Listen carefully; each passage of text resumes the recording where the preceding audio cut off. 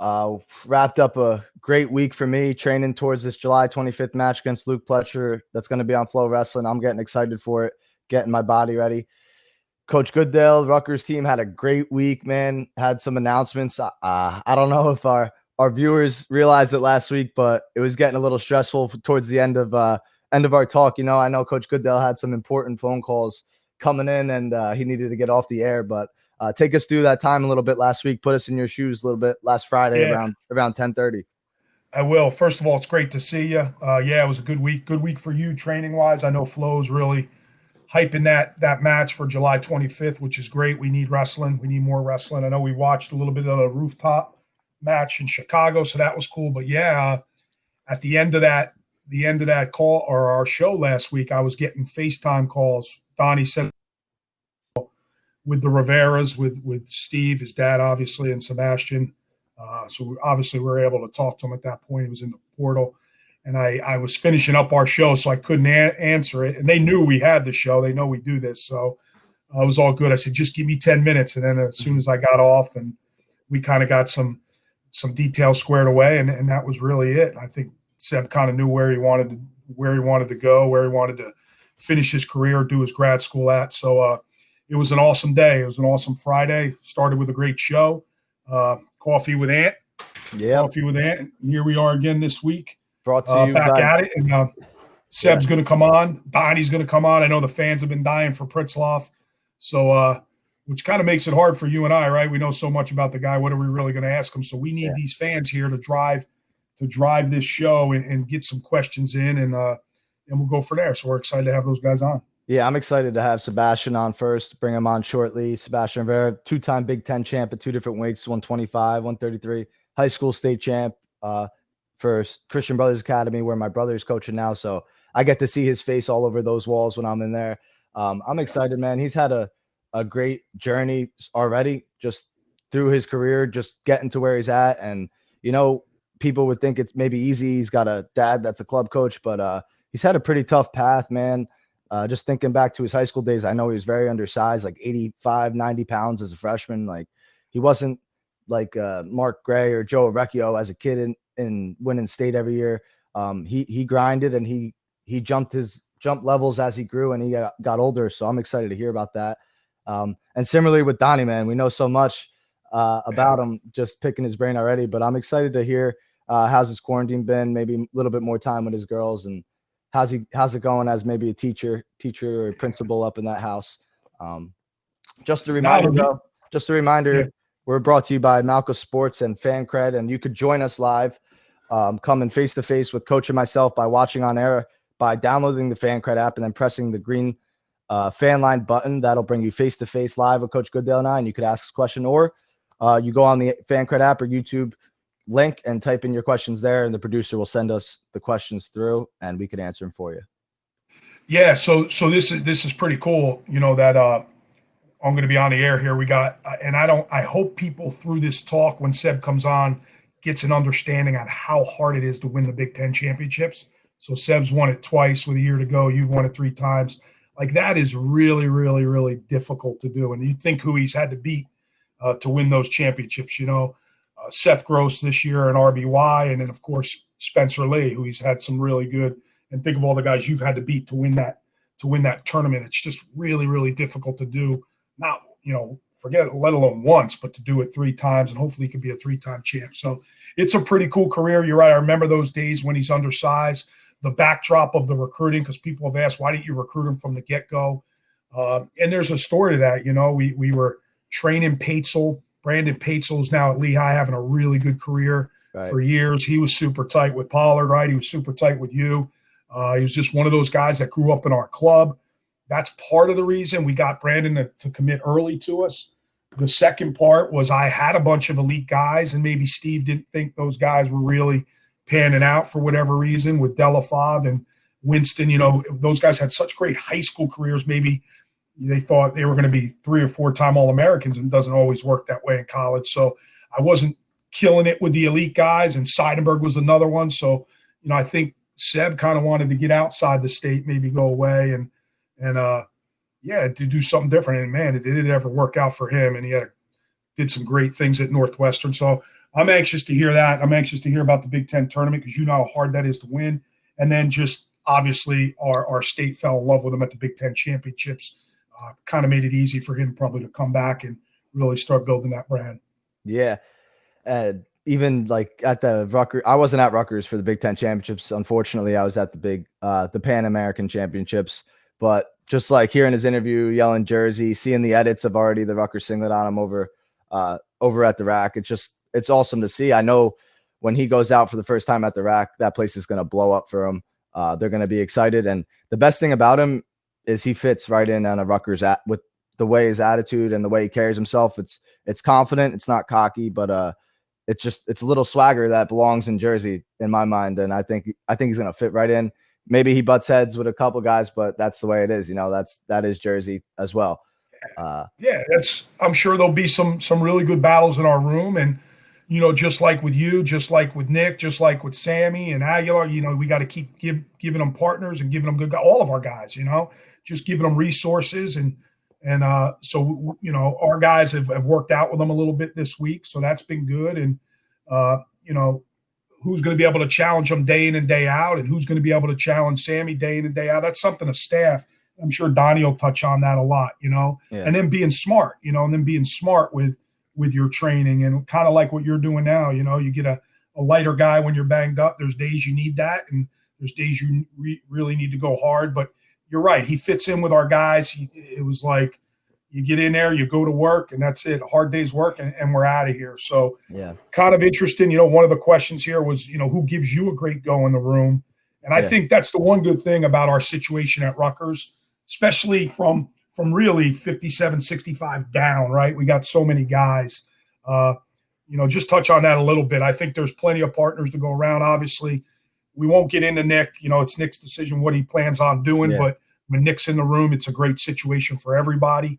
And I just think it's a great situation for anybody. Yeah. And especially Seb coming in at 141 pounds, a great practice room for him. Since I came to Rutgers, it's been a great room for me, man. I came in and my recruiting class was with Tyson Dippery, who was a great recruit. We were both top 50, top 100 in the recruiting board overall. And we battled from day one. I mean, he didn't have the accolades in college as I had, but if you came in that year, my true freshman year, he would look like the better wrestler most of the days, or be scoring more points than me most of the days. So I had guys like him. I had guys like Vinny Delafave, who's like a fourth year, third year starter on the team, fifth year starter. Then I had Parati at 57, who's a little bigger, and Kenny Theobald, who wasn't at the All-American level, but man, was he tough to drill with in practice. And as the years went on, you guys brought guys like Tyler Graff in consistently, and different guys. And then even like David McFadden coming to get recruited, man, he was college ready from high school. I remember I was like, dang, like I got to turn it up for this kid. I was a sophomore in college, and I was like, we need to get this kid because he's ready to go right now, kind of feeling. But always, man, it's always been a great opportunity in the Rutgers wrestling room. Never a doubt about getting a good workout. I just feel like I got great partners up and down, and even if you're a little better than one of the guys, man, it's just the fire in our room. Guys bring the heat. They don't want to be pushed to the side and be left on the side while everyone else is making jumps. Yeah, no doubt. And I think about the room over the years, especially when you got in there. And I always say this with we brought up Winston and Delafave and Seidenberg. If those guys had what you guys have had now, it would have been such a better, but it takes time to build that. But I just think of that room, especially in the summer and the spring and maybe even the beginning of fall before everybody goes back. Guys like Makai Lewis have been in there, just scrapping, and Heilman's been in there from Carolina. There's just guys come back and they know it's an open invitation to come in that room. There's just so many good goes that go on in that room. And then when we get off to college, we get off to September starts. The bloodlines are drawn and we're ready to scrap and compete against each other. But those spring and summer months are so cool because there's so many good guys walking through those doors. And now it's even better having we got UFC guys. I mean, even before, Sebastian Rivera is super close to Frank Yeager. Their families are super close, like a big brother to him. But even since I've been a freshman in college, man, we had guys like Frank Yeager and his whole team coming into practice. So Corey Anderson, different guys in the UFC, for our guys up and down the lineup. Even some of the Russians that are from Dagestan who maybe never competed in wrestling, but dang, did they know how to wrestle. So that was exciting, and it's going to be cool to hear about. Maybe Sebastian has a lot more of those stories as well. Before we get into him, though, I just want to bring something up. One of our close tie guys down in Carolina, Tim Hennessy, close to our program. He runs a club, C2X, down in Fort Mills, Carolina, and I'm teaming up with him August 15th to do this charity. It's called Committed to Giving. I wrote a couple notes here. You could go to the website, c2xacademy.com, for more details. It's a 24-hour fitness challenge. And the goal is to raise $25,000. We're trying to donate to families that are impacted by cancer. What it is, it's like a 24-hour lock-in. I don't know if our viewers know about what a 24-hour lock-in, but every hour on the hour, there's a new workout for the athletes to hit. And the goal is really just to raise money, kind of like Jump Rope for Heart. So say like one person will donate $1 for that athlete each hour he does a workout. So if he does all 24 workouts, he gets $24 from that family if they were going to donate $1 for the athlete for the hour. How long are those workouts? They're like if you go every hour on the hour. Well, Tom Tanis, who was an All-American for Rutgers, is in charge of running the club, the wrestling part of the club, and he puts together these workouts. Me and Tim were talking. This is the second annual, and it was a great turnout last year, 75 to 100 kids. They say sometimes it's like 100 pull-ups and just do them at your own pace. Then you rest the rest of the time. Sometimes it'll be like a team, like, hey, we got to row as fast as we can for 5 minutes. Everyone gets individual 5 minutes, add up your total distance in rowing, and the winning team gets a prize or something. That's awesome. But I'm excited, man. We're going to team up. We're going to get some other national champs involved. I think it's going to be me, Nathan Tomasello, and Mike Machiavello. And we're going to team up and try to raise some money and use our platform, give back a little bit, give to families with charities. Tim was telling us a little bit what they did last year with the money, like just families that can't afford even like groceries, that their kid has cancer. They're a parent that has cancer. They can't afford to get the treatment or travel to the treatment. Just through a 501, I forget the account, but a 501 where the club, the club kind of matches the money that's coming in, and all the money's going right to charity. I can't wait to use everything I got on my platform to put it towards that. Something that I wanted to do with my platform, but it's just like these opportunities are tough to create on your own. So I'm glad Tim came to me and we could kind of collaborate with it and move forward with it. Hopefully some of our viewers watching would love to help out and go to that website and try to contribute as well. And that's awesome, man. You're doing a good thing. And Tim is such a great guy, and he carries the flag. He waves it hard down in North Carolina. He's the biggest fan. Sits Matt's side with Berkelo. Just a really, really good dude from Jefferson. Coached at Jefferson High School with those great teams in the early 90s, and obviously went to Rutgers. But just a really, really great – he's a great person. We go down there every year to do his camp. Weren't able to do that this year. I know Coach Pollard was down there for a day this week, so that was good. And just a super guy with a great family, 3 girls, really big athletes. So it's great that you teamed up with him. That'll do well. So I guess we got Seb back. Before we do bring him on, it says, how hard is – I get a question, and this is a good segue for Seb. How hard is it to remain in contact with a guy who you don't land as initial recruit, but you still want to keep a window open? I just say this, never cut off your nose to spite your face. You never know. Things happen. Things change. Never ruin a relationship over losing a recruit. I've been told no more than I've been told yes. I can tell you that. And that's part of the business. You're going to lose a lot of recruits. Hey. Early, and here he is now. What's up? What's up, kid? What's up? What's up? You hearing us good? Sun's out, guns out, baby. Blazing. Yeah, it's hot, man. It's a good one out here. Yeah. Where you at? You in the backyard right now? Yeah. Give everybody a look. I was going to say, pan that real quick. Look how cool that is. Beautiful yard, man. Here's my first question. What is a July 4th weekend like for Sebastian Rivera at the Jersey Shore? I don't know, man. There's a lot of options going on, so we'll see. But maybe I'll meet up with Schnalty. I don't know. There's so much going on. F Cove. Yeah. There's a lot of places to be at once, but it's hard. So you'll jump on that jet ski sometime this morning? Mine just I broke the O-ring, so I don't got it right now. So I gotta hopefully my dad will let me jump on his, but we'll see. Get on the boat. I feel like you rip it so hard. I mean, he might not let you just take it. He's probably thinking the same thing's going to happen to his. I know. It is, but his is a beast. I think his can take my beating, and my little one can't take the beating. That's why it breaks. my dad has 2 jet skis. He didn't like bring them out this season. I got to get them out. Maybe you got 2 extra docks over there. I know, right? No, Park right on that little beach. Yeah, exactly. You just park right on the beach. Yeah. So what is the first? It's been a week now since you really been locked in on RU, and we started this thing, Anthony and I, with this COVID broke out, and so many fans have reached out, and we got a lot of fans on here listening now. Just give us a little, what the last week has been like. I know it's been crazy, just from when you and I talking, but the fans, the love, all that good stuff is happening. Do you feel it? And what's that first week been like? Yeah, it's been amazing, man. A lot of people are excited to have me home and just be able to wrestle in front of them, and they're really excited that they'll get to see me wrestle in person. I think that's like the coolest part. And there's nothing like the rack. I felt it at Big Tens. There's just nothing like that. And then when they're definitely gonna be cheering for me because I'm in their singlet, it's gonna be even more awesome. But yeah, guys like Tim Hennessy, you guys are just talking about. He reached out to me, just let's get you down here. Just like it just starts like that, and that's why Tim's a great guy. But yeah, there's just so much support for Rutgers wrestling in New Jersey, and it's awesome. I'm happy to be part of it. Yeah, we're happy to have you, bro. I mean, I know I'm happy to have you.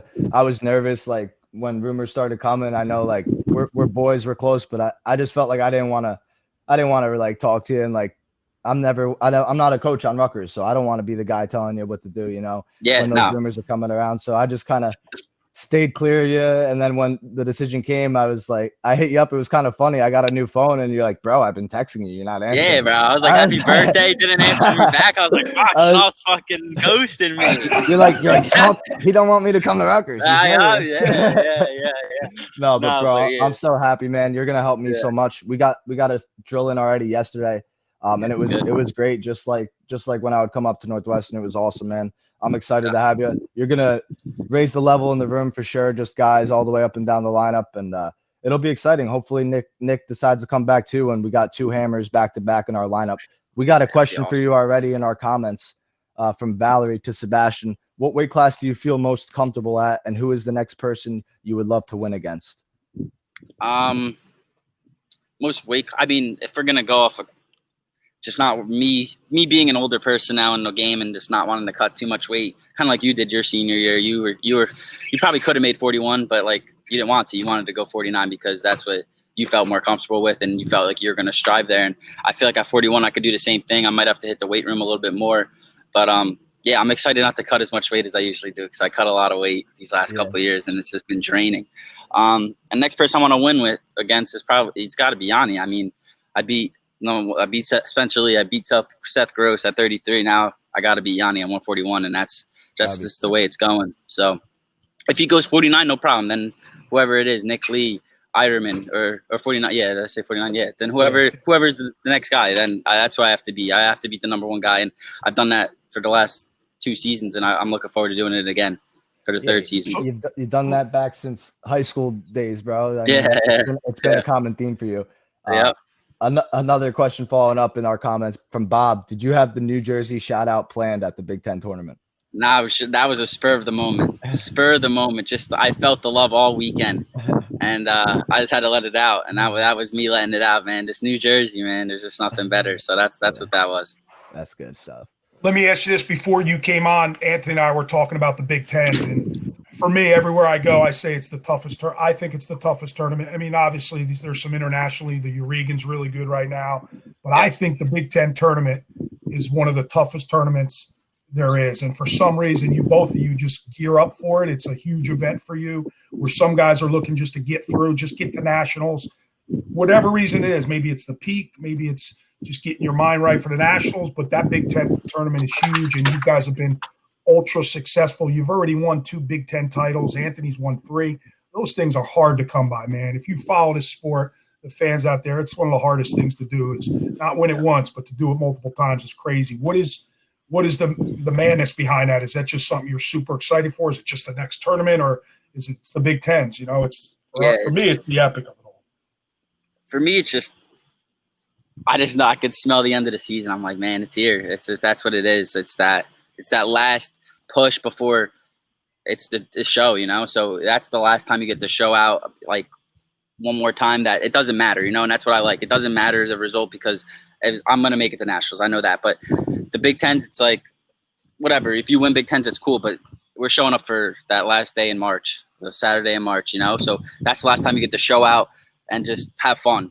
Yeah. Then I feel like it gets serious in nationals. And you got to really be on your shit. But like, that's why I really enjoy Big Tens, because it's freedom. You get to go out there and just put on and have a good time almost. Yeah. And that's why I feel, Ashton, you probably feel the same way about that. Similar. Like, I love the college system where it's like, you got your berth at nationals pretty much set when you have a great year. So, I mean, I think about it also back to like high school, like it's district, region, states. You don't really see a guy that takes second or third at regions that wins the state.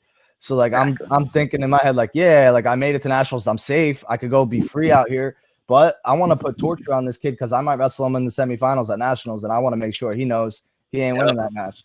So it's like a double-edged sword for sure. You feel more free because you got that blanket of, I was like 30-0, whatever my record was this year. I'm set top 5 in the country. I'm going to be at nationals if I go 0-2 at this tournament, but I want to be the number 1, 2, or 3 seed. I want a good spot. I'm trying to be a national champ this year. Let's get it done. That's cool though.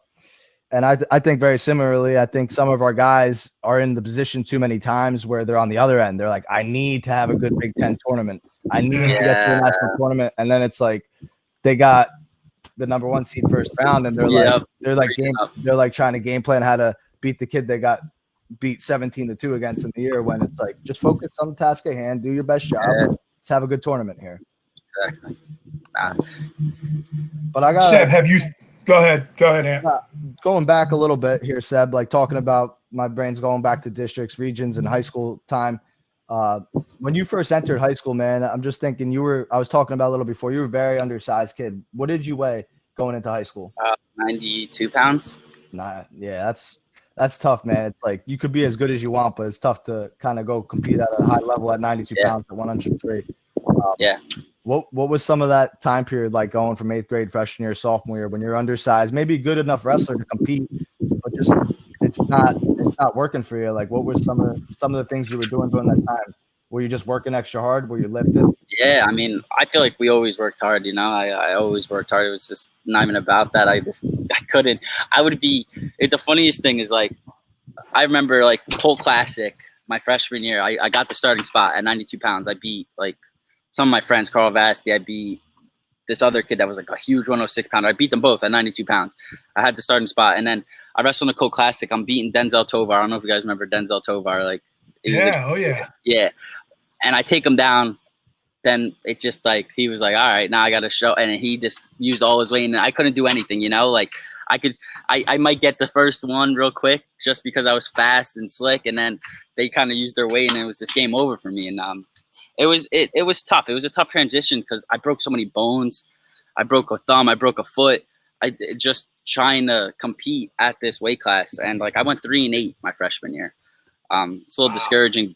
Yeah, a little discouraging, but I mean, I knew what I could have been if I was at the weight that I needed to be, and that's why I really didn't get too discouraged. And then next year I show up and I'm like 40-2, takes 5th in the state. So just staying straight on the plan. I mean, I know it might be discouraging, but don't be the guy. We were never going to be the guy that got held back, you know, and it's just not something I wanted to do. My dad doesn't want to do it. My dad hates it. So that wasn't what we were going to do. So we were going into high school, just we'll get it done in the 3 years that we needed to get it done, and that's what happened. So that's how it went. I love that story. I love the climb of that story. Just like, I picture myself, man, I had a little bit more of an advantage. In 8th grade, I was like that, like 85 pounds, and I had a big growth spurt from 8th grade to freshman year, and I was big enough to compete. But I could imagine if I still was that same size, and it's impressive the jumps you were able to make while maybe going 3-8 as a freshman. And I think maybe some of your style now, like, you go forward, man, you want to club hard, you want to snap guys down. Like, I feel like some of that might come from that chippiness when you were like probably 92 pounds. You're like, I got to fight. I got to stay in this match. Like, do you think about some of those times? Like, did that bring you into your style a little bit? Yeah, no, 100%. Like, it's so funny because, like, people are like, what are you thinking when you're wrestling? I'm like, a lot of time I get taken down first in like my matches, and I'm just like, yo, there's no way I'm gonna lose this match. And I think that comes from my freshman year of just like, man, I lost these matches because I was small, but now I'm the size, so there's just no way I'm gonna lose it. There's no way they can beat me because it's an even playing ground, and that's just kind of the mentality I've gotten because I was small. Yeah, I feel that, man. Let me ask you this: carry that well. you're going into this season. Maybe it goes all the way back to high school, but what your top game is so underrated. I think you're really, really good on top. I just remember you even in high school just riding, legging people, and your dad's a really good legger. So what are the areas, like obviously you're going to be good neutral, you're super stingy, hard to score on, you have great attacks, but where are you going to work the most? Where do you think your game needs the most, especially in the collegiate style? Yeah, I feel like I'm good on my feet. Like you said, I can hold, and you can always get better on your feet. I feel like just being more stingy, like me and Ash went yesterday, I think we both were stingy as hell on when somebody gets to our leg, and it's something cool to work on, and I feel like I can always be better in there. And I felt like we were really stingy yesterday on attacks, and it was cool. It was good to work on. But I think top's the only place where I could turn more, and that's probably where I'm going to have to really settle down here. I can ride like a motherfucker, I feel like, but I can't turn guys. I can't turn guys yet, and that's because I don't really have a solid turn. I just want to ride. I'm just looking for that one point right now, and I think I need to change my mindset and start to look for backs, because it opens up a match. You turn somebody for 4 all the time, and it just opens up the match, and there's just the biggest hole for them to climb out of once you get that tilt that you're so nasty at, Ash. But on bottom, I feel like I'm pretty good. I mean, Seth Gross is pretty good on top, and I got out every time. So yeah, you worked worked pretty hard at bottom this year. I remember I came out and you had me going pretty hard on top. I'd say I'm pretty good on top, and I was struggling to stay on top of you. Yeah, like you're pretty sound on bottom and neutral. I'd say yeah, like it's time to start pinning dudes, bro. Let's win a Hodge. Exactly. Let's win a Hodge. Yeah, exactly. That's what it needs to be. That's definitely where I need to work. So I got it. This is an awesome segue to my next question. And what is your mindset? Because I know there's a lot of high school guys watching this, and what is your mindset picking bottom on Spencer Lee and Seth Gross? That's something you say, listen, because you're mentally tough, I'm going down and you're going to have to hold me? Or is it a match by match situation or during the match situation? You talk about it with your coaches, or is it, this is my match, I'm going down? Yeah. So the first Seth Gross match, we weren't willingly going to go down. We talked about that before, and we weren't going to willingly go down. But I did get taken down, and I had to find a way out. So once after that match, we realized that I could get out. It was just, all right, let's go down. Like and then the Big Ten's match, we were like, go down, and I got out every time. And I feel even with the Spencer Lee, like he picked top. We knew he was going to do that, so I knew I was going to have to end up underneath either way. And I still got out. So it's a mindset of like, I don't know. Top is, I mean, bottom's, I don't find it as hard as I did. Like Jack Mueller really gave me a great lesson of what top wrestling is, and I credit him for that. And we're gonna start training soon here. He's moving to Jersey, so it'll be cool to train with him and feel him again. But he really made me have to realize that I like being on bottom's like not just a wrestling thing; it's a mindset. Like I have to get out, or this guy's gonna kill me, and that's actually how I think. Like there's just no way that he's gonna hold me down. And Lance Palmer, this one's a little dirty, but this is a big reason why I get out on bottom now and I don't let anybody hold me down, is because Lance Palmer beat a guy in a fight, and he was like, people were yelling, I'm like, you just hold people down, you don't even do anything, you take them down and don't do anything. And Lance Palmer goes, if you get taken down in jail and don't get up, what happens?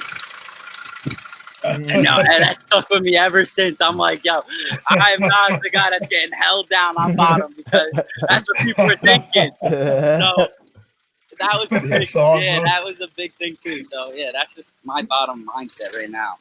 There's just no way. That's great. I mean, yeah, your connection with UFC and MMA athletes in general, just with, I mean, you talk about Lance Palmer lesson, but you're super close with Frank Yeager. He's like a big brother to you. And yeah, I know you for facts. You've been in sparring at Catone's before, and just training with those guys. What's it like? And on top of that, do you see yourself in 5-10 years making the transition into that kind of life?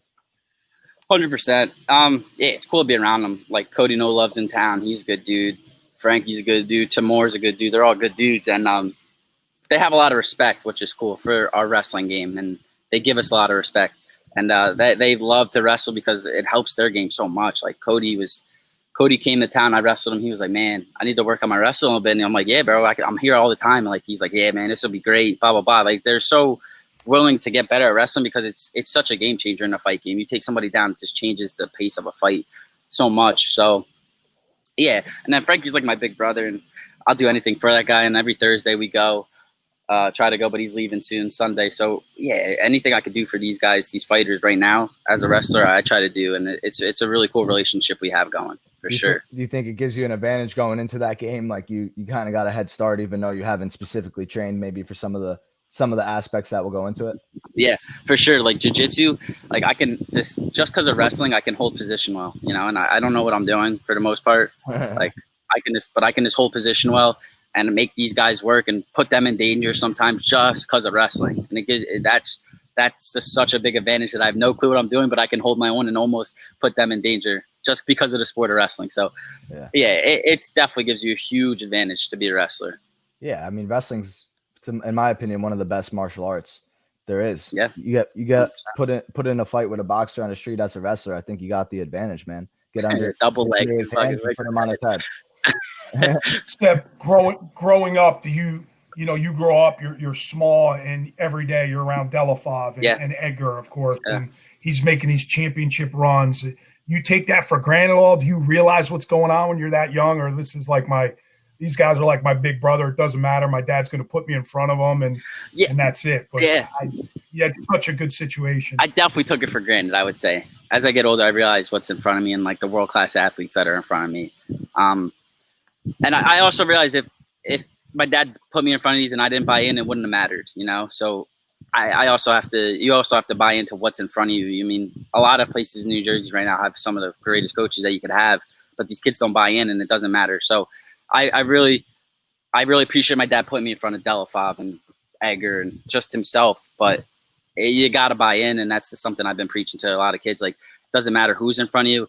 And to the parents too, it doesn't matter who you put in front of your kid. If their kid doesn't want to be good, he's not going to be good. So that's one thing I've been preaching. But yeah, these championship runs by Frankie, I felt like it was family because, like, I remember him losing to Aldo for the title, and I'm like sitting here hysterically crying, like my world has ended, Like, that's how close I am with Frankie. Just like, when he goes to war, we all go to war. I feel like, and it's just it's go time, and I really appreciate that friendship and relationship we have because of that. And I love it that it goes both ways at this point, man. He's at the Big Tens and NCAAs feeling that same way if you're watching him in the stands, man. So it is a family atmosphere between you guys, and I'm excited that even though Frankie comes in our room already, it's like we got another part of that family into ours. So hopefully that circle's a little bit more completed for us now too.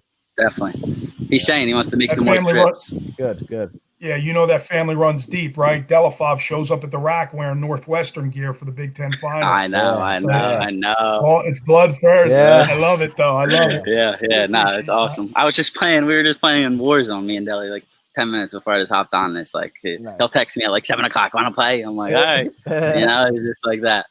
Before you go, he was tight-lipped too during this whole situation. Very tight-lipped. I couldn't get anything out of the guy. I know.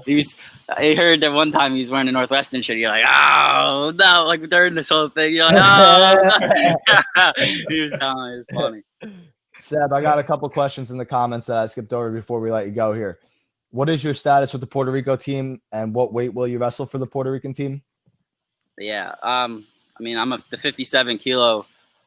Olympic team member, but there's just no way I'm making that. So yeah, I'm gonna have to wrestle off probably Jose Rodriguez, and we got to talk about that and how that procedure goes. But yeah, I'm gonna go 65 kilos because making 25 last December was hard, and I just felt like a zombie. So I wish there was just the 61 because I would make that like an Olympic weight. It would be so much easier. Maybe this year there's a world tournament that got announced. I know, for December, so maybe there'll be 61 for that. That'd be a good opportunity, especially if the season doesn't start till September. That'd be perfect. Then you blow up to 41 and go 43 after that. Yeah. Another question from Jeff in the comments. That jersey shout out was epic. Any signature moments that's going to come from that next year? These people want planned celebrations. You got that's what he's saying. I was like confused by the question. I was like, "What?" People ask me that about the thing I did with the. I'm like, I don't know. It just came to my head. It came to your head, exactly. Yeah, it's the spur of the moment. But I don't plan celebrations. It's just the energy you get from winning. Sometimes you just don't know what to do. And that's why I punch myself in the face a lot of times.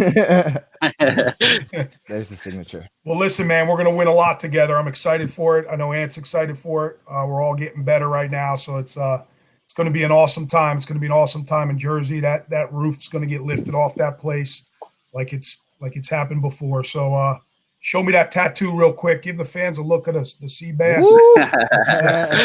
But we appreciate you having you on, man. Enjoy the 4th. I got a nice care package for you in my car. I was going to give it to Delafoff today. I'm afraid to do that because I know he'll jump in on He that. He might. 2 shirts gone from the Yeah, jump. exactly. He would do something like that.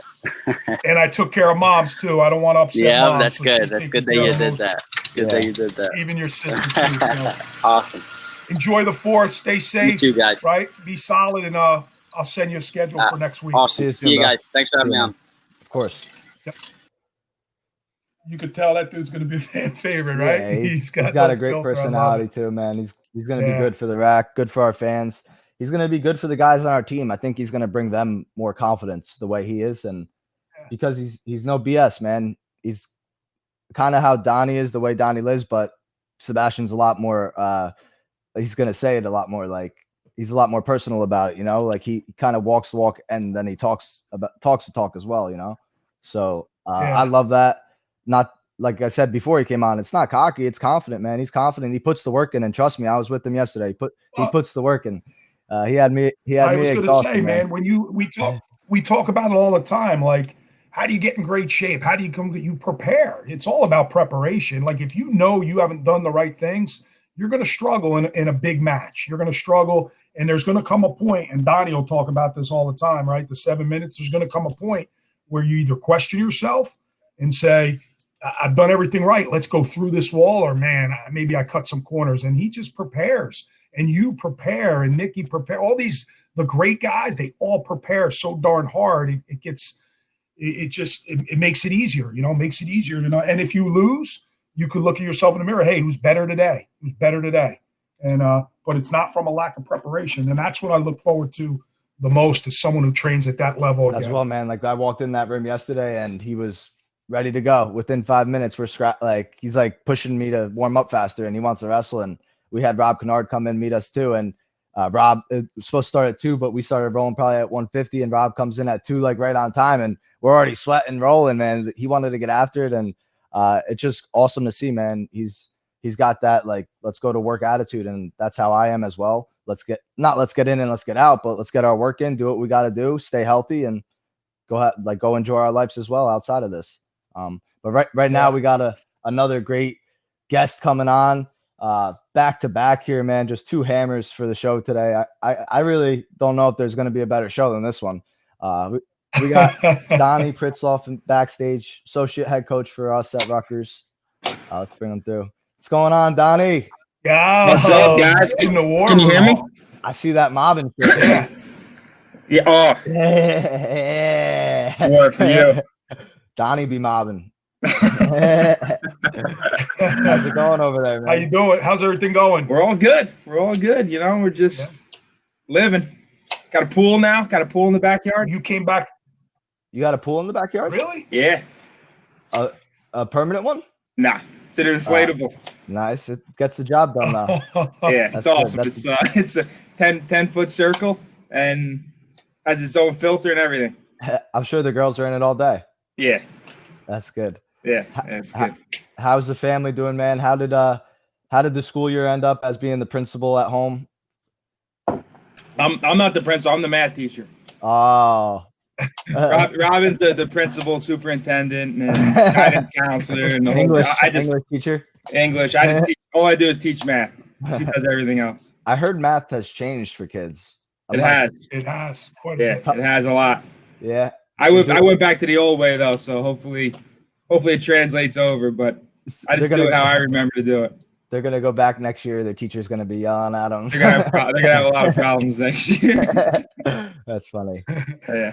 So listen, Donnie, let's we talk every day, so it's really hard to kind of do a little interview here, but why don't you give the fans kind of the excitement level, where we're at, what we're doing? There's so many questions, right? There's so many unknowns. When does the season start? Is it a full season? Is it, January to April? Is this guy coming back? Is this guy transferring in? We got a bunch of guys now, a couple guys transferring in that are guys you spent a lot of time with recruiting. And So just the excitement level, what is there? What can our fans look forward to? All that good stuff. Why don't you give us a rundown of where you're at? Yeah, I jumped in right at the end with Sebastian, and obviously that's the big splash right now. I mean, he's going to bring an unbelievable amount of intensity, just like you guys were talking about, and the way he competes, the way he trains, the leadership.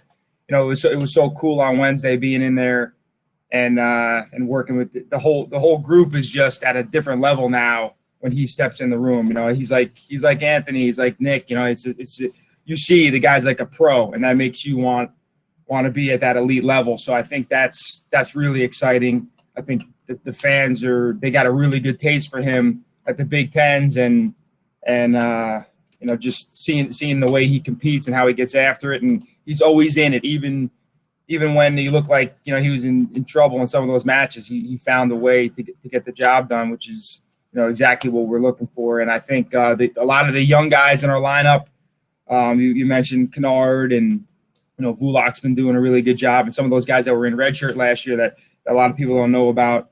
It'll be exciting to see how they can continue to develop. And then, you know, Boone coming in is going to give us a good you know, kind of closer at the end of the lineup, we're hoping. And then Janzer moving up and Johnny Paz coming in. I think, you know, we have some really exciting things going on. And then, you know, we're waiting on what Nick's thinking he's going to do, and that brings a national champion into our lineup. So it's really exciting. And then maybe we have a potential to redshirt some of these younger guys that wrestled right away, so they can get another year to develop. So, you know, I think our outlook is really good. I'm looking forward to, you know, going toe-to-toe with Penn State and Iowa.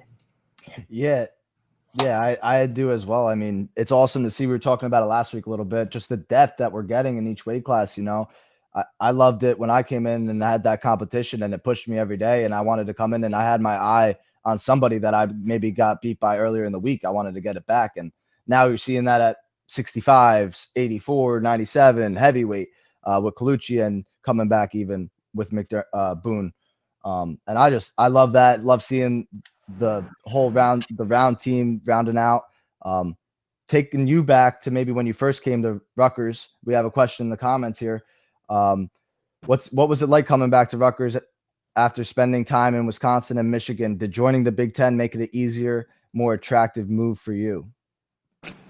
Yeah, I would say, you know, the fact that Rutgers was going into the Big Ten was a big piece to me, you know, wanting to come back and get back to Jersey, just because I've always been in the Big Ten, and I think the Big Ten is the elite conference in the country, you know, in all sports, and then especially wrestling. So all the best talents in the Big Ten, all the best coaches are in the Big Ten, all the best funding is in the Big Ten. So that was a big piece to me coming back, because, you know, you saw at the Big Ten Championships, that's better than the NCAAs. The fans got robbed by not having an NCAA championship, but the Big Tens are, if you went to that, you saw a legit mini NCAA tournament. Sometimes there's guys that won the Big Tens that never won the Big Tens, but won the NCAAs, you know? Yeah. So I think, you know, the Big Ten that's it. That's where you want to be. And, you know, so for me coming back, that was a big piece of it. And then I wanted to get back to New Jersey, and, you know, a couple coaches, I wanted to coach you, Ant, you know, so I knew you weren't coming to Michigan. I was going to come to Rutgers. Thanks. I appreciate that. I knew, honestly, deep down, I knew that was your main reason why you made that move. I thought that. That was the reason, right? I thought that the whole time. Donnie, how many Big Ten titles did you win? 3.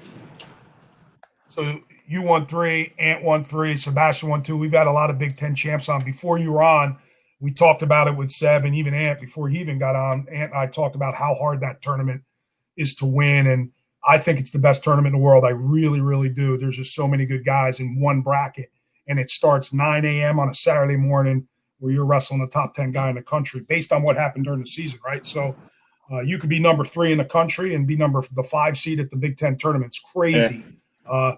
Just talk a little bit about that, because Seb, we had him talk a little bit about what gears you guys up for that tournament, and how special was it to win it that, you know, 3 times? Yeah, I think looking back on it now, it was a great accomplishment. During my career, though, I always thought of the Big Ten as a qualifier for the most part. You know, it was just going to get me a good seed. The better I did here, I was going to get a better seat at the NCAAs. So that's kind of how I look. But looking back on it now, and then as a coach, you start to like really put things in perspective, and you're like, wow, I can't believe, look at this guy's got to wrestle this guy in the first round. They're, you know, and maybe sometimes it doesn't even affect our team and our individuals. But then when you think about how difficult those first 2 rounds are in the Big Tens, and then when you go to the NCAAs, it's almost like, whew, I get to wrestle this guy from wherever in the round of 32, you know, or yeah, this guy's good, but you know, he won the ACC, you know, how good are they, you know? So it's like, you know, but when I was in college, you know, there was like very few conferences that I really had a lot of respect for outside of the Big Ten. Yeah, and I didn't think about that when we were talking to Sebastian just now, but that's true, man. Like you're geared up for the pre-quarters or quarters in the Big Ten. You get to the NCAA tournament as a top 4 or 5 seed. I'm like, cool. I got the App State kid. I'm gonna crossface cradle pin him. Like that's what I was thinking in my head, and I almost did. But it's just like it's a funny transition that like the Big Ten tournament is so geared up. You gear up so much for it because you know how high level competition is. It kind of prepares you for any competition, you know. And then now that I'm wrestling international, man, these venues aren't even close to like the Big Tens or NCAAs. Nah. Like, it prepares you for any kind of venue you're going to wrestle in the wrestling world. So I really appreciate coming from the Big Ten in that aspect. And a question I had listening to you talking about that, did you enjoy the process more going through all that as an athlete, or do you enjoy it more looking at it as a coach? As an athlete, I loved it. I loved it. And you could be selfish, you know, you could be selfish and concentrate on just what you needed to do. You know, as a coach, you just, there's so much more stress, it feels like, because you do feel like you have control, but at the end of the day, you have very little control. I could do my very best to tell you everything and show you everything and prepare you as best I can. But the reality is I'm basically just yelling from the sideline, you know? So I think as an athlete, you just have so much more control. And as a coach, you're limited. So that's difficult, you know? So the stress is way different. Yeah, you wrestle and you're tired and you're fatigued and you go through the emotions and all that. And that's really tough. But as a coach, you wrestle probably, you know, sometimes during those big time competitions, you're wrestling 50, 60 matches and you're not out there physically doing it, but you're going through it emotionally. And so I think I probably liked it more as a competitor, just because I was in total control, and I like to have total control. And as a coach, you feel like you're not, you don't have that most of the time. Right. Listen, we got a lot of fans watching, and obviously we got a lot of athletes watching, but I always love when you talk to our team about being a professional. So what do you mean by that? Like, just give our viewers a little bit of what you're talking. I love when you give that talk about what it's like to be a pro, not just wrestling, not just 11:30 every day or whenever we practice, but there's so much more to it that goes into it. And I don't think everybody understands that. They think, what are they doing on Friday night or Sunday afternoon, right? In our competitions or at the tournaments. So just talk a little bit about what you mean when you tell our guys, be a pro, be a professional. Yeah, I think, you know, relating right specifically to athletics, you know, being a professional is showing up, being prepared, you know, being on the little things that you always talk about, you know, being on time, you know, making sure that you're in the right frame of mind when you walk into the place. And to be a pro is you take care of everything. You make sure that when it's time to go in and prepare and train, that you've gotten the right amount of sleep. You've gotten the right nutrition going into it. You're hydrated. You know, if you're having an argument with a friend or a family member, you settle that before you go in, so your mind's in a clear space.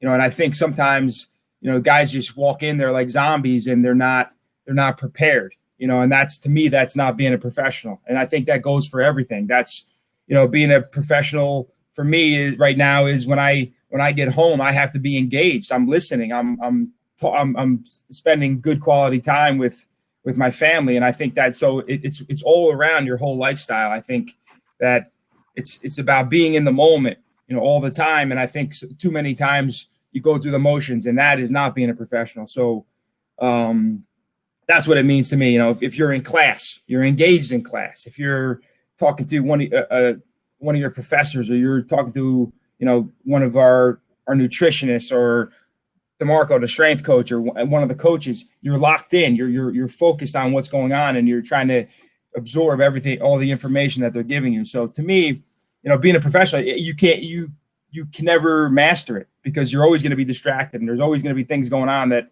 are going to be bothering you. So you have to learn how to solve those things, so then you can continue to move forward and get better. Yeah. So I mean, hearing him talk about that just makes me realize like how many, just having the conversations with Donnie about that stuff, just how many honest conversations I've had because of that. I mean, like Donnie, you've helped me so much just in that aspect. Just first it comes to being honest with yourself from all that talk, all that self-talk. You're like, okay, like what do I need? What do I want to do? What is my goal? What is the best way to get to this goal? Like, how do I need to do it? All right, my focus is lacking here. I'm doing good here, but I'm not doing great here. It's like, then you start having honest conversations, maybe with those friends, or maybe with that girl, or maybe with your parents or family, whoever it may be. And just having you on the staff from my redshirt freshman year on just made me realize having those open, honest conversations to set my life up just to really pursue what I want to do and go all out at it. And when I do walk in the doors at practice or lift or go on this podcast, my attention can be here because I'm having those conversations with the people in my life, or I'm just all in that area, being professional, like you're talking about it. And I love it. Yeah.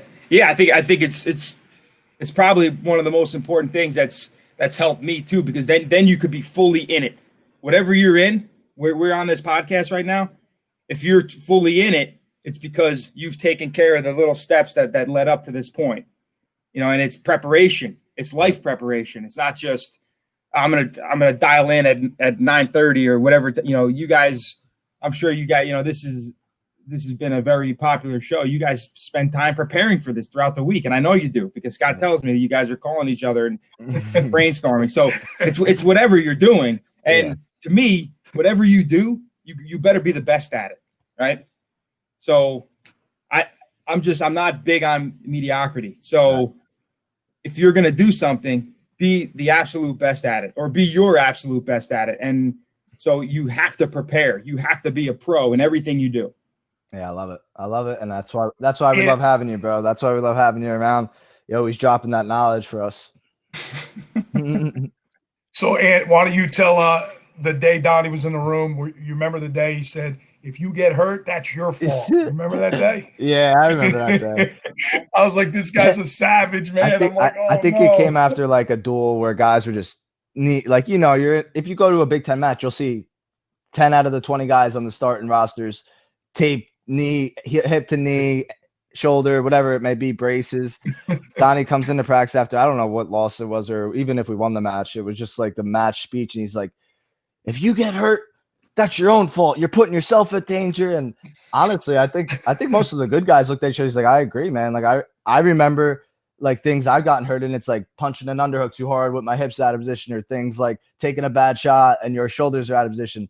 And when he said that, I think some of the maybe less talented guys in the room, no offense to maybe anyone, just like they were like, this is BS. Like you could get hurt doing anything. You could shoot at the same time. Like, but like the guys that are all in, they like realize like, yeah, like he's right. Like if my attention's 100% there, I think about all the times at the very end of practice, how many guys get hurt in the last 10 minutes when it gets a little slippery, when their attention's like, I just want to go home. I want to hydrate. I want to eat. I want to see my girl, whatever it may be.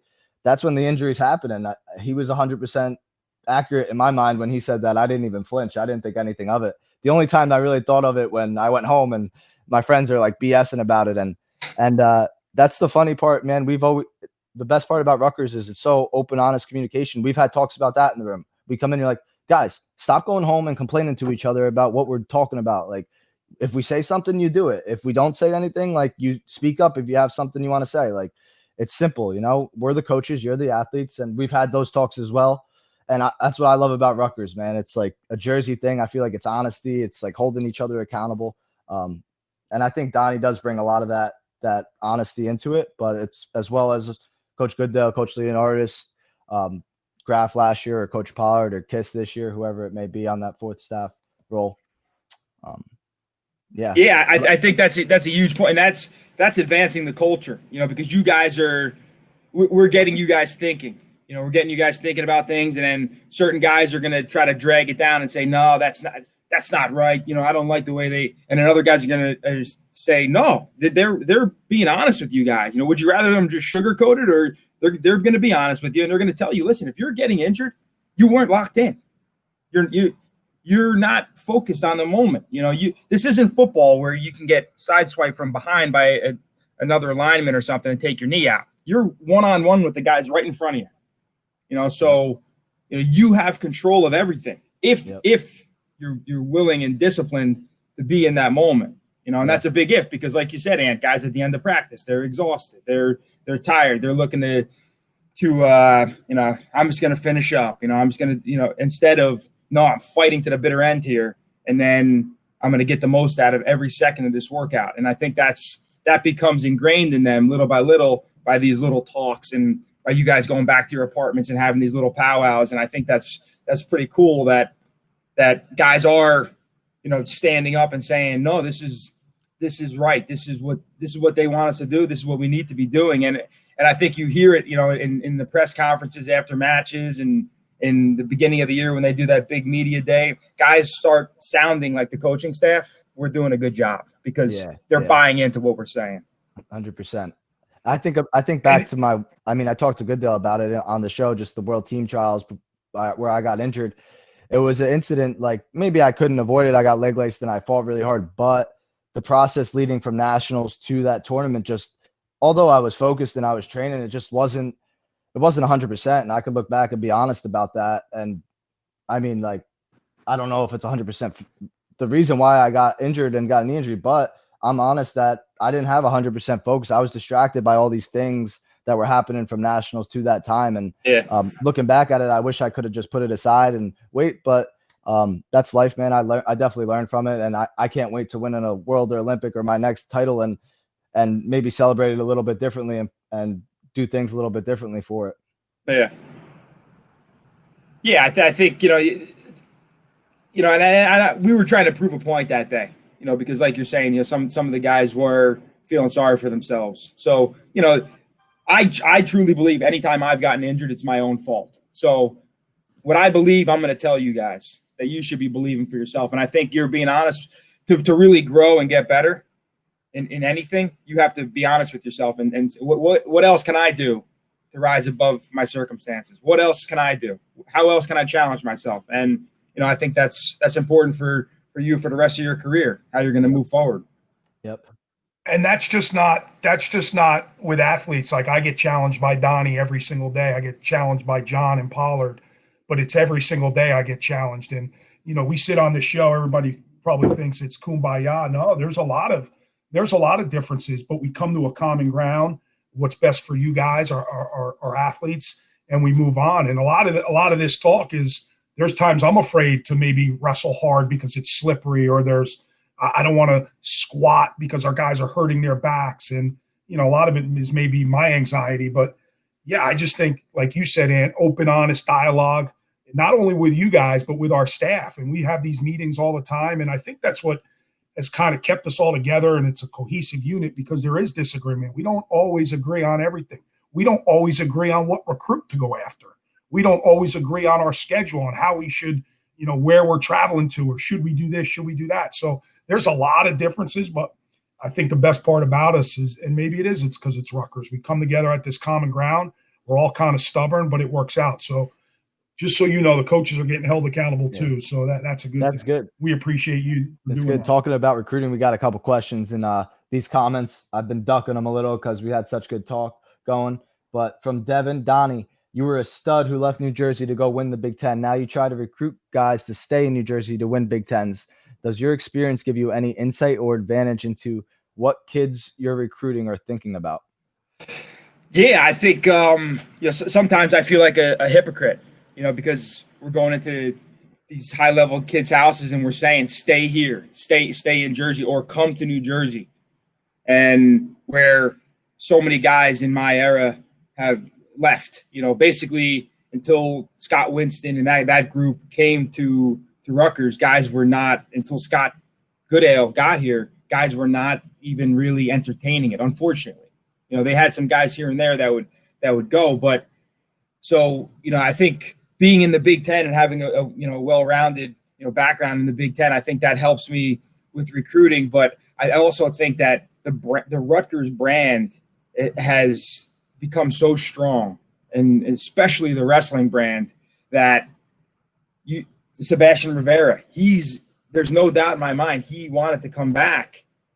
The icing on the cake was the Big Tens and the love he felt from our fan base. It's nothing that we really did. I mean, it's everything that Scott and the program did to build this brand, but it's really nothing that we did as coaches besides this brand that's basically exploded in the last 15 years. So that, on top of, you know, the fact that his family's here and all that, I think those were the finishing pieces in wanting to come back, you know. So I'm kind of going off tangent a little bit here, but I think as far as like recruiting, we have a brand now. We have a top 4 brand in the country.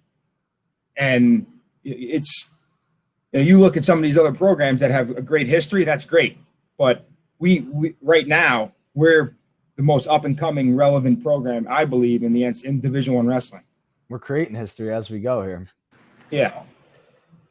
Well, we got some more fun questions. That was good, man. We want you going off and just talking about what comes to your mind with that kind of stuff. That's what these questions are for. That's what the fans want to hear. Frank. Are you getting staticky, Ant? Are we losing you? I don't think so. Do you guys hear me well? I can hear you. All right. We got one from Maybe Frank. it's me. I'm guessing Frank's from Lyndhurst area. He said, "What's Donnie's favorite flavor of Italian ice from Lyndhurst Pastry Shop?" Probably Dippy. I right? mean, little side story. I was supposed to wrestle Jordan Oliver for the university world team spot as a freshman, right when Donnie got to Rutgers. And I remember Goody's like, "All right, you're going to wrestle Oliver at Arizona State." He's like, "I'm going to send Donnie." I was like, awesome. Like, I was pumped. Even though like I was making weight, like I was still light wrestling 141. It wasn't like the weight was like 145. I don't even think I really had to work out. Me and Donnie were playing like soccer, and Jordan Oliver was cutting weight with a sauna suit, I remember. And we were like looking at him like, I don't think he's going to make weight. and it was like a lead up. Like he's like acting like he's going to make weight, but he missed it by like 5 or 8 pounds. And we're like, this was a waste of time. Anyway, we got Rita's and PF Chang's all weekend. And I remember Donnie loved Rita's. He was coming from Michigan. He's like, they didn't have it out there. He was loving Rita's.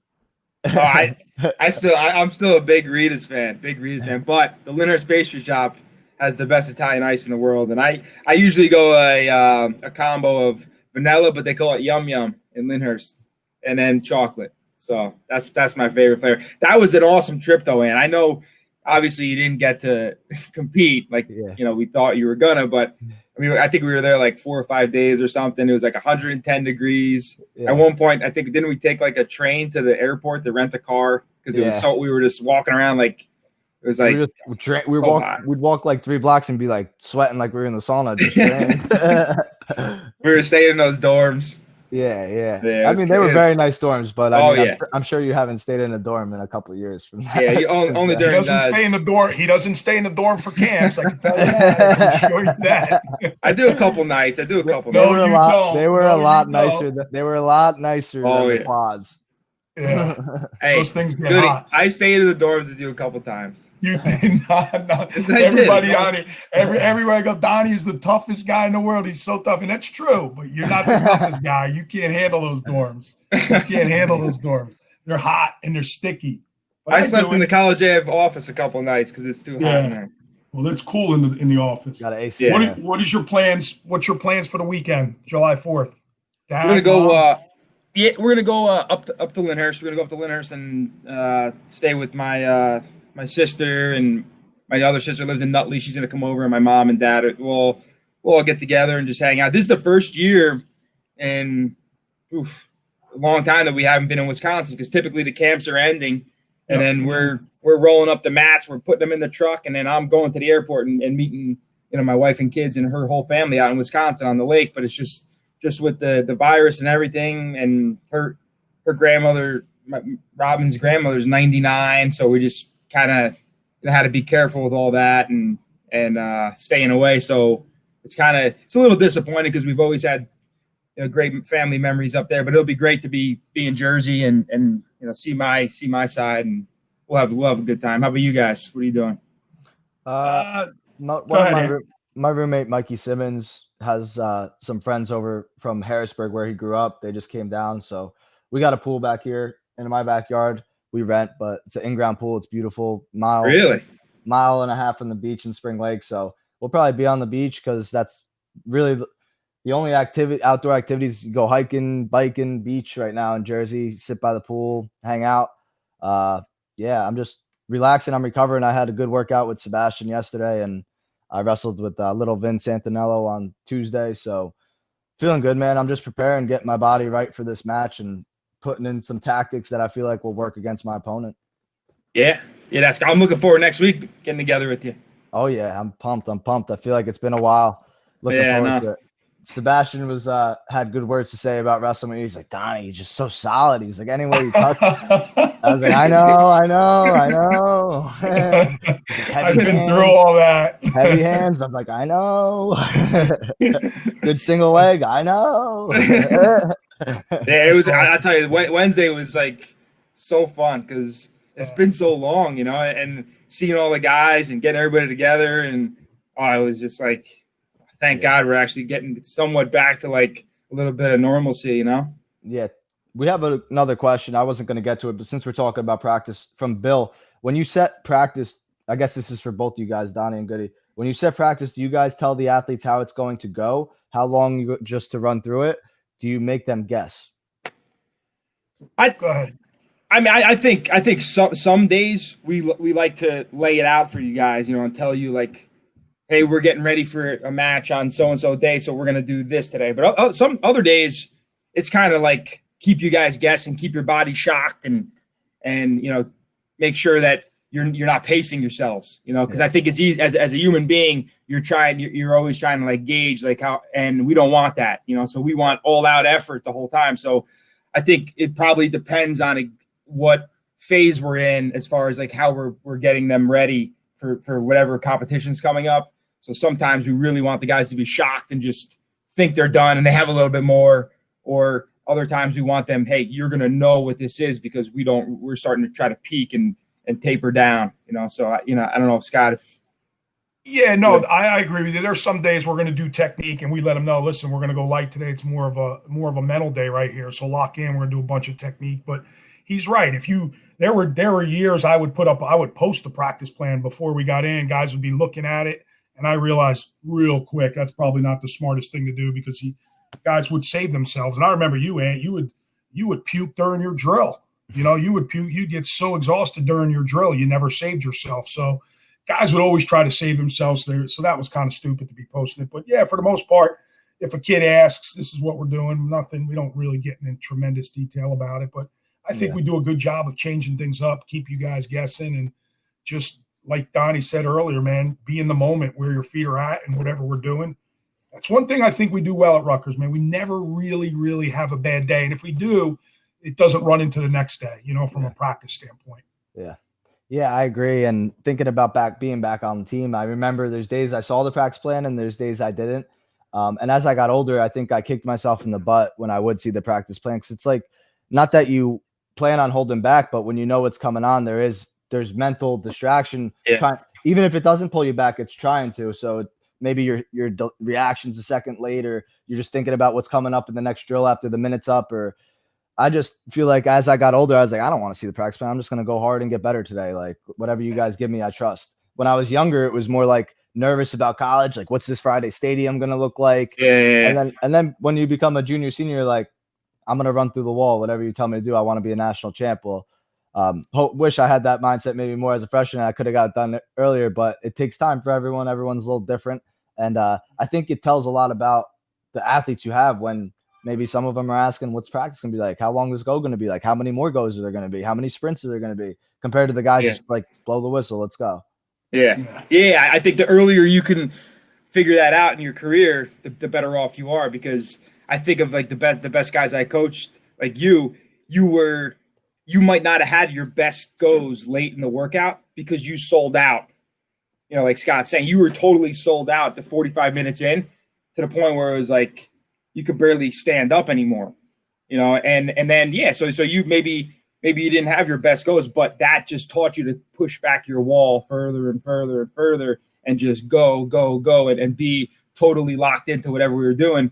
And I think guys that are gauging and saving and trying to figure out how hard I should go this one, they just don't progress the way you want them to, mentally, even more than probably physically. You're kind of missing the point of wrestling in the life lessons we're trying to put into our youth and people in wrestling, like how hard work and outwork in the world is going to kind of lead you to where you want to go or help you accomplish your goals with just consistency and having the discipline that wrestling takes. And when you know it's coming and you're kind of game planning for in your head, it takes away from some of those lessons.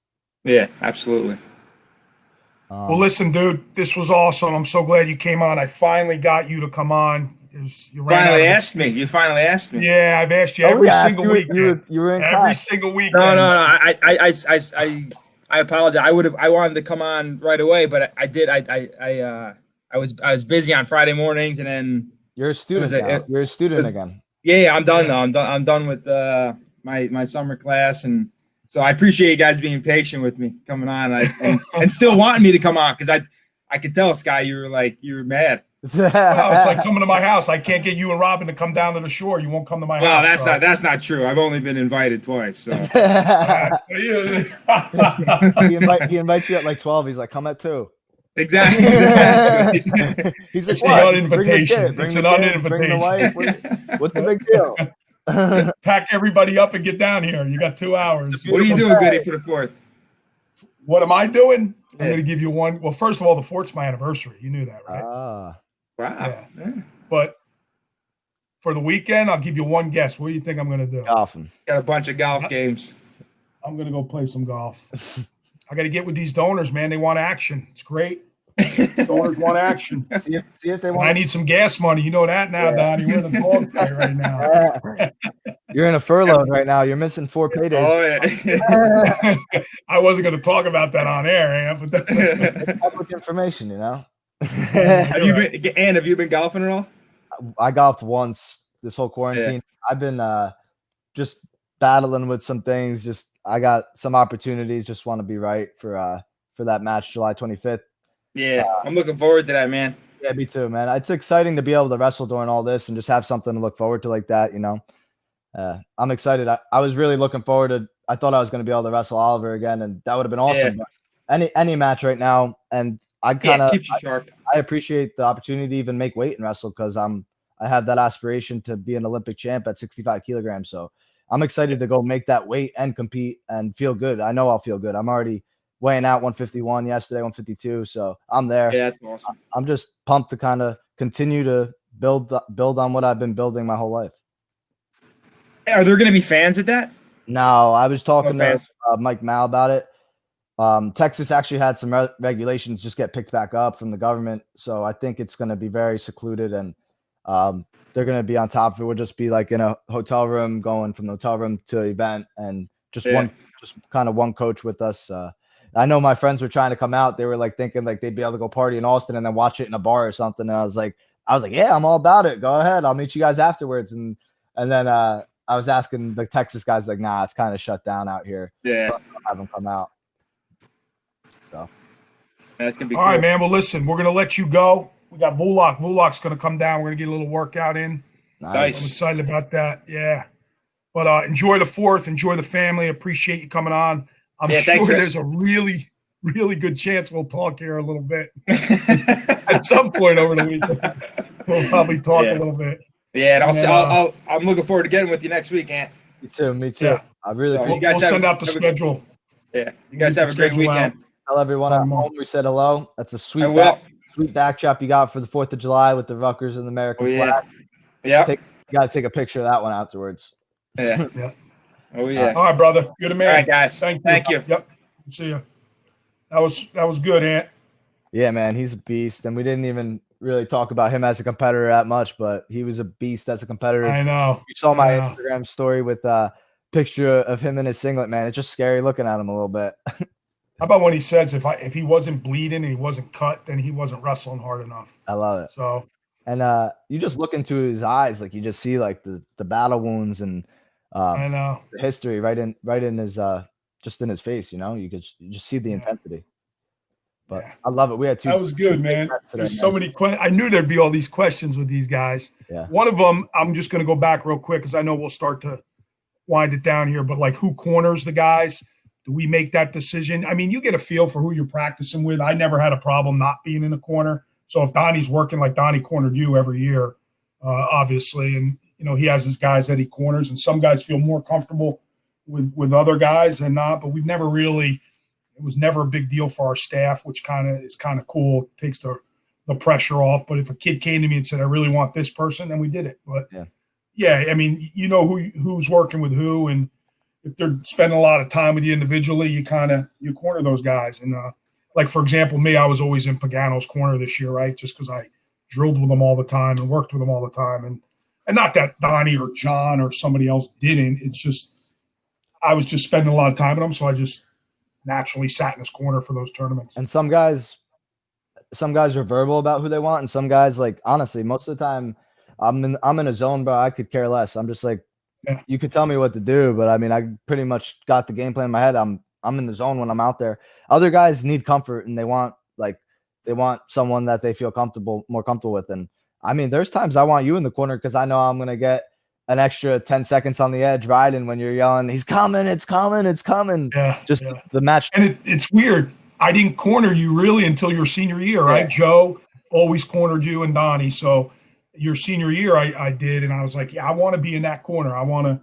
And I don't know why. I mean, and then there's other times I was just super nervous for you. You know, I was super nervous for Winston. Yeah. You know, just because we were so darn close. And I was like, maybe it's best that I'm not in his corner. Maybe I'm giving him anxiety. So it's all a feel. I don't think you ever gave me anxiety, man, because I knew I already have anxiety for myself. So it's like I'm already getting to the zone I need to get into. I don't try not to take in the coaches ask like feelings into it. I get to myself to where I need to. But the best part about what you're saying, like we're so close, like I kind of feel when like my body language is changing. I feel like you're saying the most appropriate things at the right time for me. Maybe other people, like all my friends, all the Rutgers guys gossip about things you're yelling in the corner. But for me personally, it's very appropriate at the right time. And I think even though you're saying something maybe like we're out of bounds and you're like, he's working, he's about to get that, or it's like in my head, I just feel like you're clicking the cues that I need to hear to be like, all right, keep going, keep riding, or whatever it may be. You're never just saying like the exact thing that you mean to say. It's always like a disguise. And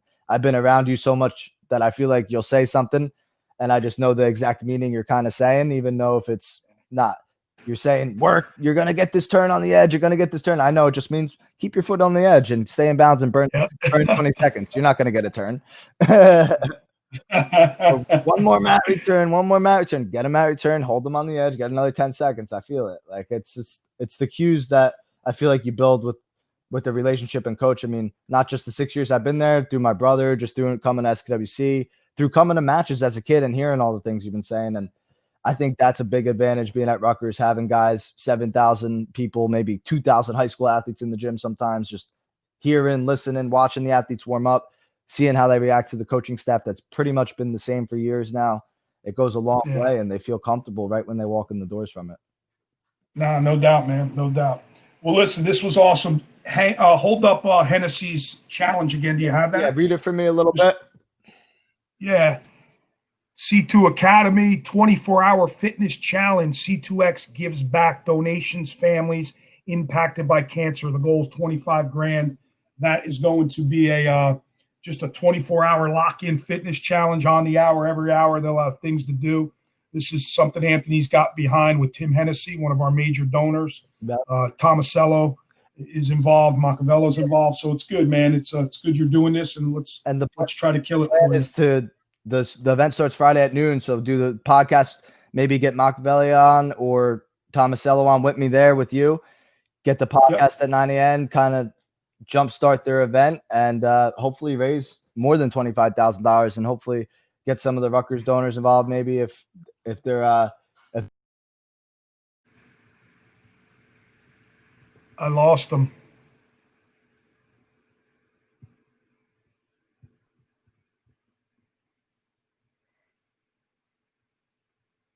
All right. Well, I guess we're closing it down.